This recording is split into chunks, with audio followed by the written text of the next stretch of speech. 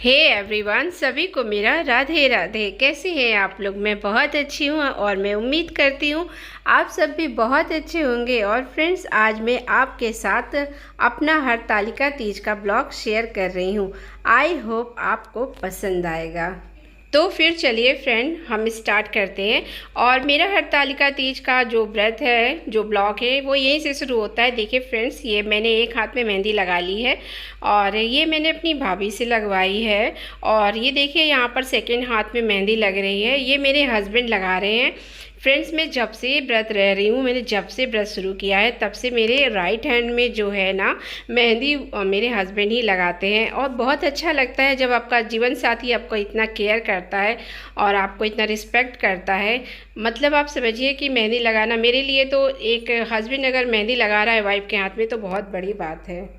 चाहे जैसा भी मेहंदी लगाए, लेकिन ये दुनिया की सबसे बेस्ट और ख़ूबसूरत मेहंदी रहती है।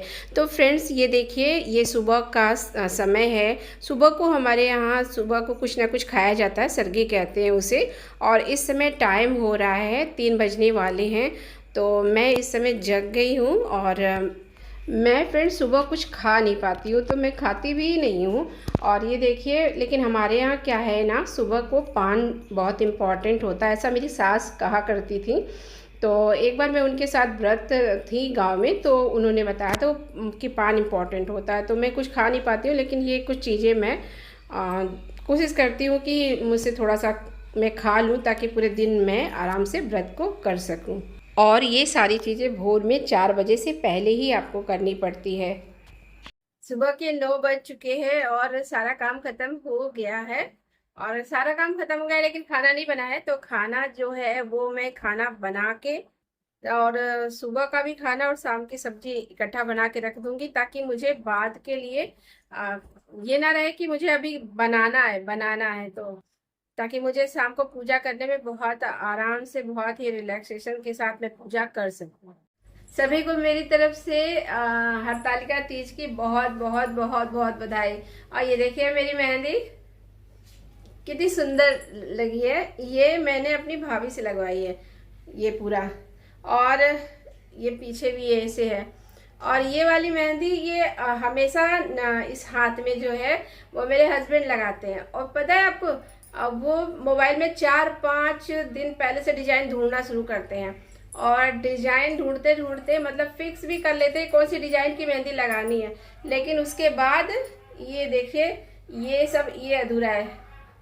और वैसे डिजाइन तो इस बार काफ़ी अच्छी बनी है, वैसे वरना डिजाइन नहीं समझ में आती थी। लेकिन ये रहता था ना, जब से मैंने तीज रहना स्टार्ट किया है, तब से मेरे इस हाथ में मेहंदी मेरे हस्बैंड ही लगाते हैं।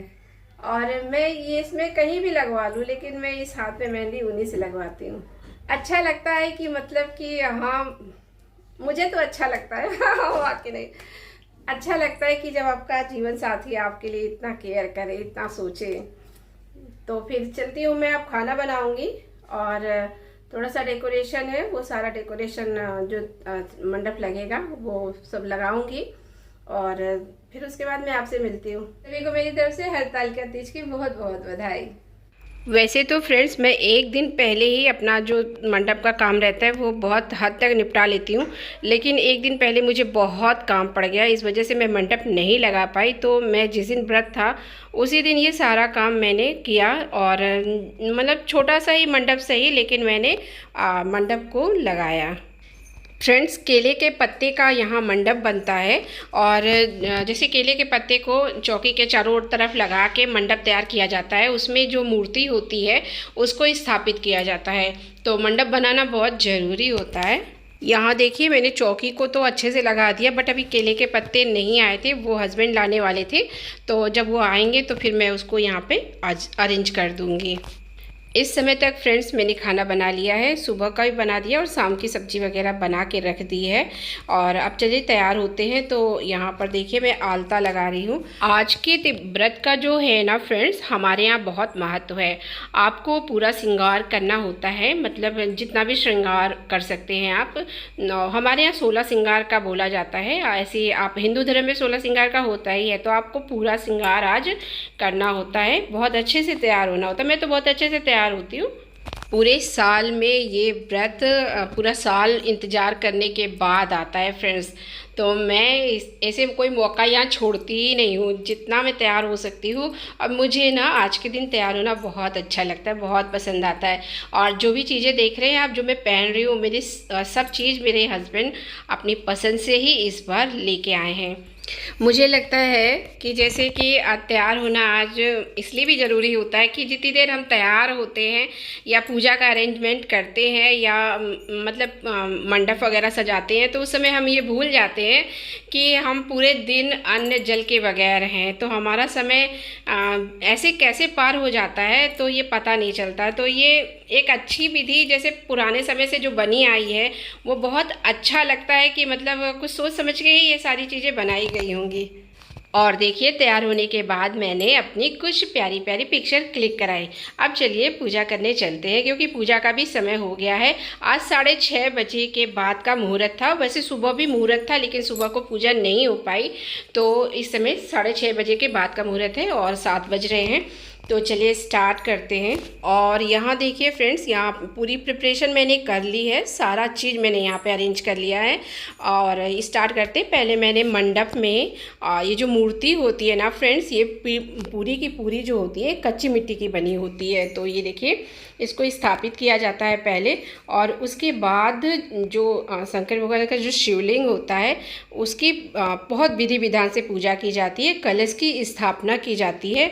हमारे गांव में फ्रेंड्स ये व्रत ना ऐसे ही लेडीज़ लोग रहती हैं कि मतलब कि उन्होंने व्रत किया और सुबह को पारण कर लिया, लेकिन मैं व्रत को बहुत विधि विधान से करती हूँ।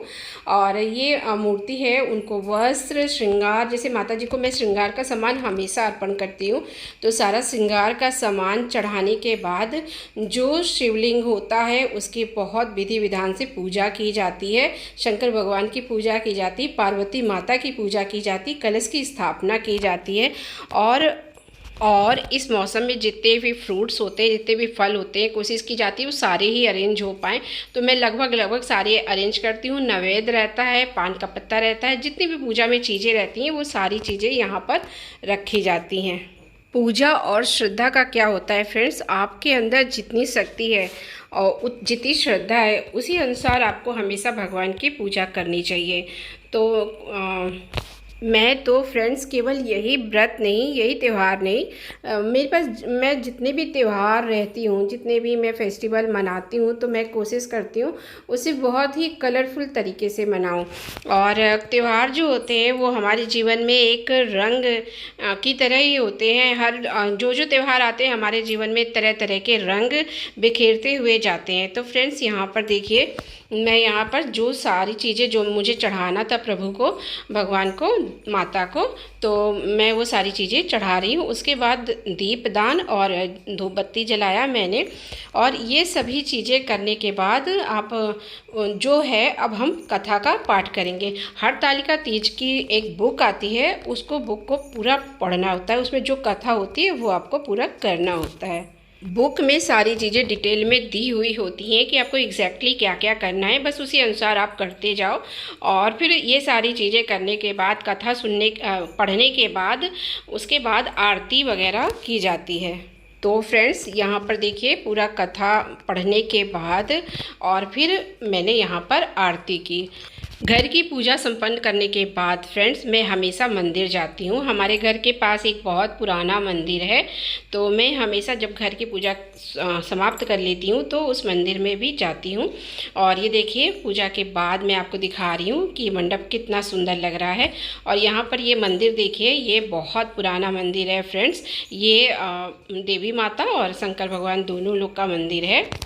आज के व्रत के दिन फ्रेंड्स कोशिश ज़रूर करनी चाहिए कि घर के पास भी जो आपका मंदिर है वहाँ आप ज़रूर जाएं और वहाँ पे ज़रूर पूजा वगैरह करें।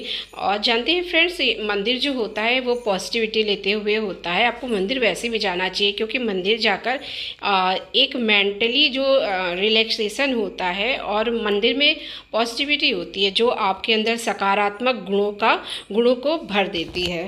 मंदिर में पूजा करने के बाद, माथा टेकने के बाद देखिए फ्रेंड्स, मैंने यहाँ अपने हस्बैंड को टीका लगाया और उनकी आरती की, क्योंकि जो हमारे पति होते हैं एग्जैक्टली हमारे परमेश्वर ही होते हैं। धरती पर वो ही होते हैं जो हमारी केयर करते हैं, हमें संभालते हैं, हमारी हर इच्छाओं को पूरा करते हैं। और यहाँ पर वो मुझसे कुछ कह रहे थे तो मुझे हंसी भी आ रही थी इस बात पे। पूजा अच्छे से संपन्न हो गई फ्रेंड्स। और अब देखिए, अब आप जितना जग सकते कोशिश करिए आज पूरा जगने की। मैं खुद नहीं जग पाती क्योंकि बड़े शहरों में ऐसा नहीं हो पाता है फ्रेंड्स। मैं 1:30 बजे तक तो मैं ही जग पाती हूँ, फिर अकेले आप कितना जगोगे। फिर यहाँ पर देखिए फ्रेंड्स, ये नेक्स्ट डे का है और नेक्स्ट डे भी बहुत सारी प्रिपरेशन होती है, क्योंकि 5 बजे जो है वो मूर्ति को विसर्जित करने जाना होता है। तो इस समय टाइम हो रहा है यहाँ पर, ये देखिए 3 बज रहा है। तो मैं फ्रेंड्स सुबह को, ये देखिए 3 बज रहा है और मैं कोशिश करती हूँ कि मैं जितना काम निपटा सकूँ मूर्ति को विसर्जित करने के पहले तो मैं निपटा लूँ। तो मैंने यहाँ पर स्नान कर लिया है। अब चलिए, हमारे यहाँ क्या होता है ना फ्रेंड्स, सोट की गुजिया बनती है, उसी से पारण होता है। तो मैं उसे सुबह ज़रूर बनाती हूँ और मैं कोशिश करती हूँ सारा जितना काम मैं निपटा सकूँ उतना मैं निपटाने की कोशिश करती हूँ, क्योंकि बाद के लिए फिर ये रहता है कि पारण करने के बाद उतना मन नहीं करता है कि और काम करा जाए। तो यहाँ सोट की गुजिया मैं बना रही हूँ। कुछ नहीं आपको करना है, इसमें बहुत ईजिली बन जाती है। जितना देखिए ड्राई फ्रूट्स है, गरी है, छुआड़ा है और किशमिश है, तो आप जितना भी आप ड्राई फ्रूट्स उसमें डालना चाहें पतला पतला उसे काट लें। उसमें गुड़ मिलाया जाता है, गुड़ के अलावा जो है फ्रेंड्स उसमें सोंठ मिलाया जाता है। सोंठ 1-2 चम्मच ही मिलाइए, बहुत है। और आटे में हल्का सा मोयन डाल के आटे को हम लगाएंगे। बहुत ज़्यादा मोयन डालने की इसमें ज़रूरत नहीं है, हल्का सा घी का मोयन डाल के, ताकि मुलायम रहे। बस आटे को आप लगा लीजिए। फिर आटे से ऐसे छोटे छोटे पेड़े कट कर लेंगे। कट करके उन्हें रोटियों की तरह बेल लेंगे, जितना महीन बेल सकते हैं आप। यहाँ पर फ्रेंड्स, अगर आपको हाथ से बनाना आता है तो बहुत अच्छी बात है, लेकिन अगर नहीं आता है तो आप ऐसे सांचे का यहाँ पर यूज़ कर सकते हैं। सांचे को ऐसे रख कर, जैसे गुजिया बनती है फ्रेंड्स, बस उतना ही करना है और कुछ नहीं। उसके बाद आप उसे घी में तल लीजिए, बस इतना ही करना है। तो यहाँ पर देखिए फ्रेंड्स, ये गुजिया बन गई है और मैंने कोशिश किया है कि मैं जितना जल्द बना सकती हूँ खाना, जितना भी सुबह का है मैंने वो लगभग पूरा कर लिया। अब चलिए हम चलते हैं। सुबह को सारा पूजा सब संपन्न करने के बाद फ्रेंड्स, उसके बाद जो भी सामान रहता है जो विसर्जित करना होता है वो एक जगह इकट्ठा करना होता है। तो मैं यहाँ पे इकट्ठा करके रख रही हूँ। और जो सामान मतलब मूर्ति ले जानी होती है विसर्जित करने के लिए, तो मूर्ति को ले जाना होता है। और 4:45 इस समय बज रहे हैं। तो मैं, क्योंकि मूर्ति को विसर्जित करने के बाद ही हम पारण कर सकते हैं, तो जब तक मूर्ति को मैं विसर्जित करके नहीं आती हूँ तब तक मैं जल ग्रहण नहीं करती हूँ। तो फिर चलिए, और मेरे घर के पास नहर है तो हम मूर्ति को वहीं विसर्जित करते हैं। तो यहाँ पर हम दोनों लोग मिलकर ये देख रहे हैं कि मतलब सब चीज़ हमने ले लिया है, कुछ छूटा तो नहीं है। और हम दोनों लोग ही जाते हैं सुबह को मूर्ति को विसर्जित करने। तो फिर चलिए, हम आपको विसर्जित जहाँ हम करते हैं वहाँ हम ले चलते हैं।